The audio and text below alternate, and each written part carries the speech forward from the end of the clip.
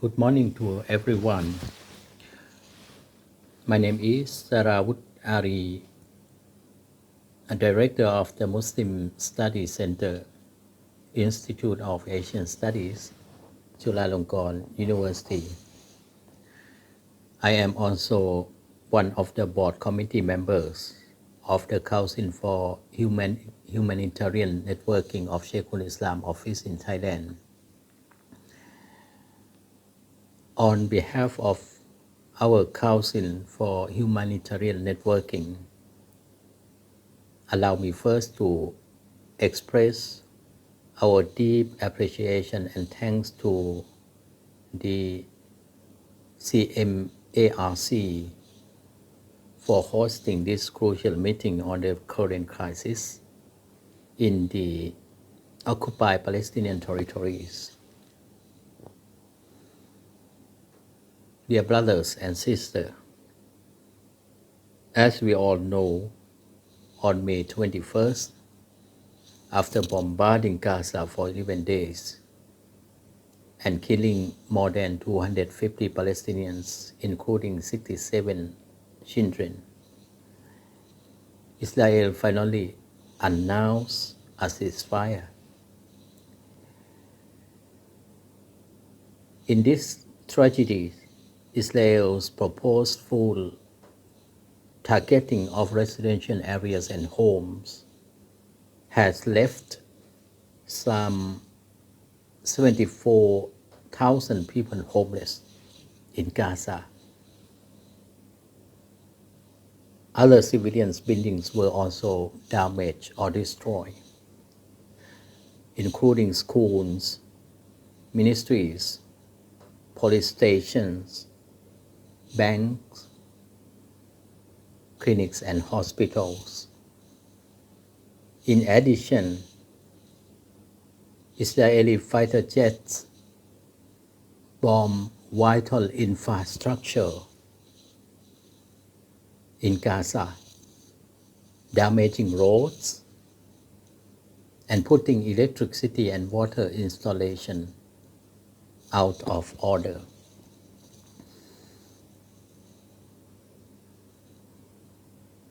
Undoubtedly, Israeli forces intended to kill civilians, including children, and destroy the homes and livelihoods of Gaza's Palestinians in yet another act of collective punishment which is against the international law.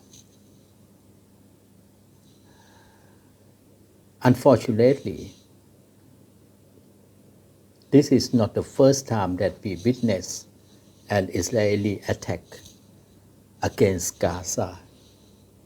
We saw this happen in 2008. We saw this happen in 2012 again. And we saw this happen again in 2014. Israel believed that its military might will crush the Palestinian resistance to fight for its freedom. But this is a mistaken perception. The Palestinian people will not succumb to Israel's tyranny, as we learned from the past. The Palestinians will continue their struggle against the Israeli occupation and oppression. As to the latest attack against Gaza, Israel tried to explain to the world that this is a conflict between Israel and Hamas. But in reality, it's not. The reality is that this is a confrontation between Israel as an occupier and the Palestinian people as the occupied. It was the Palestinian people of Jerusalem. It was the Palestinian people in the West Bank. It was the Palestinian people in Jerusalem, in Israel itself. And it was the Palestinian refugees in Jordan, in Syria, in Lebanon, and all the Palestinian diaspora that rose against Israeli oppression. This is what happened on the ground. Hamas only entered this round of hostilities at a later stage in response to popular pressure. I will tell you why Hamas came later. If we trace back all the tragedies that happened in Gaza and whole the areas of occupied Palestinian territories, we have to begin in April.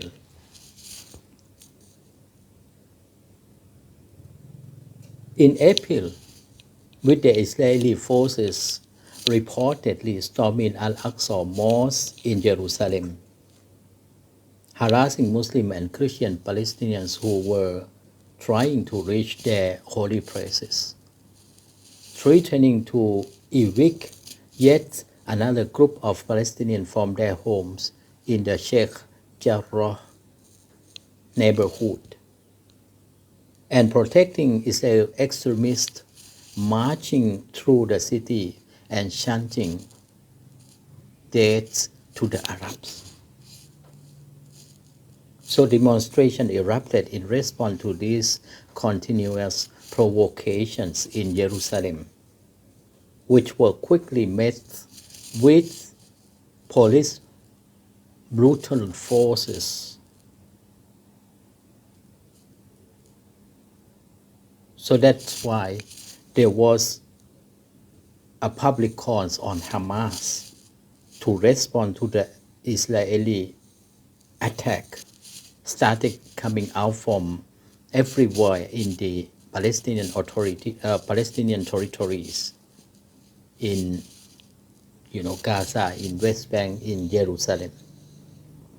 So if you remember, early on May 10, the Israeli occupation forces once again stormed the Al-Aqsa Mosque compound and injuring some 300 Palestinians. This just to clear the way for unknown extremist Israeli march through Jerusalem's own city.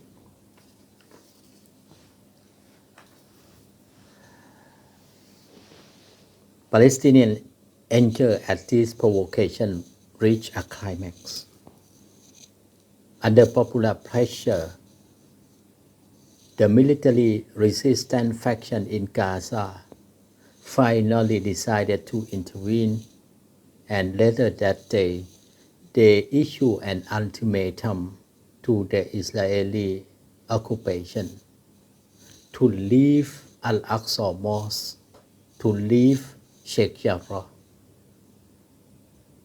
But Israel did not comply, and that was why Hamas fired rockets towards Jerusalem. This is what happened. But if we go back to the real problem of the Palestinian issues, I think the real problem is that Israel always sought to divide Palestinian people. Israel tried to kill their solidarity.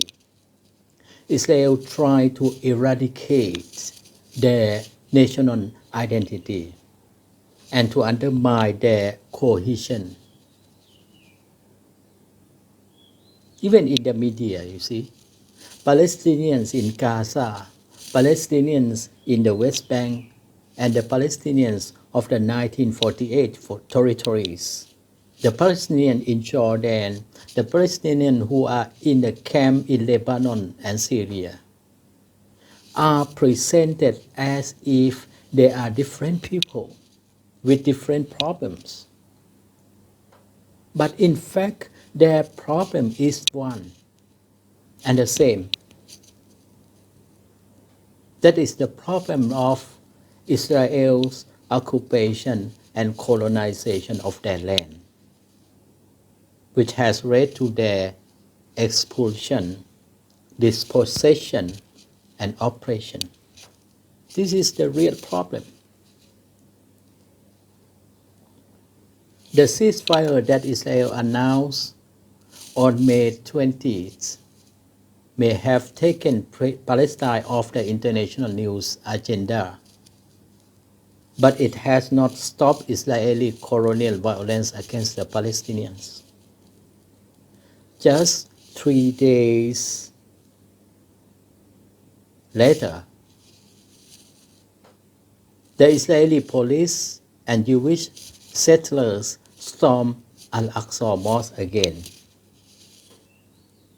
The Israeli government launched a massive campaign of arrest against Palestinian citizens of Israel for coming out in support of Sheikh Jarrah and Gaza, detaining over 1,500 Palestinian people.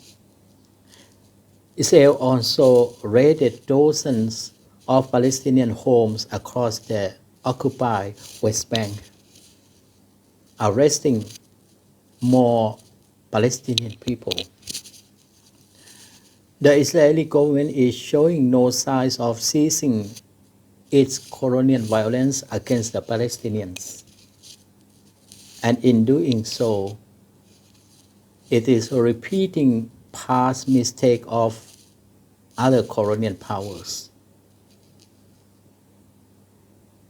As its repression of the Palestinians increased in severity, so does the unity of the Palestinian people. Their solidarity and determination to resist. Of course, the Palestinians will continue to pay a great price in pain and suffering as long as the occupation continues. But the events of the past few weeks have re-energized the Palestinian national movement and brought new hope that the Palestinian struggle for freedom and justice will be victorious. Lastly, I would like to say that the Palestinian problem is not a conflict. These are not clashes. This is not an Arab issue. This is not a Muslim issue.